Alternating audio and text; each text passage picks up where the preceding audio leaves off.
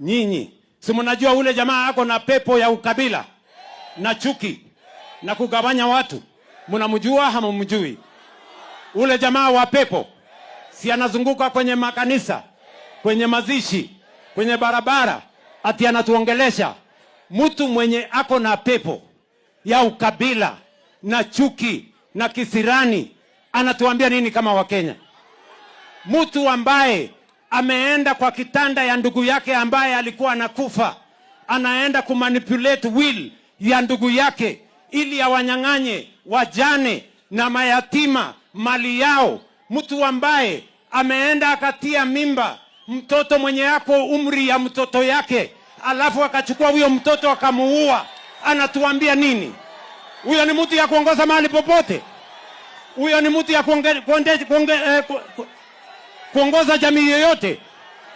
Huyo mtu mimi nataka niwaeleze, I am giving notice. Sijui kama tunaelewana. Tunaelewana?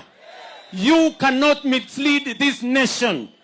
A character who has no morals, a character who has gone to manipulate the will of his brother, to disenfranchise, to disinherit widows and orphans, and he wants to give us a lecture about stealing.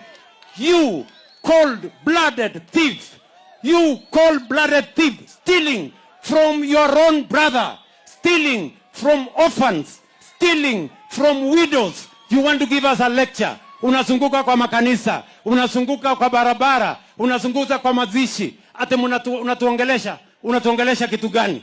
Mtu ambaye ameenda akatia mimba watoto wadogo kama wanarika ya mtoto wake, alafu anaenda anaua hawa watoto, alafu unatuambia mambo ya mauaji.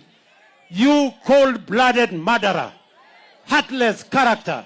You want to tell us, you want to mislead our nation. We will not allow you to mislead any community. We will not allow you to mislead anybody in Kenya. You are not going to be anything in this nation. You belong to the rot in jail.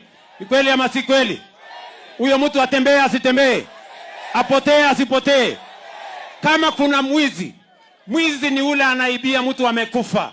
Mwizi ni ule mtu anaibia mayatima. Mwizi ambaye anauliza wale widows. Huyo ni mtu ambaye anaweza kutuongelesha Kenya?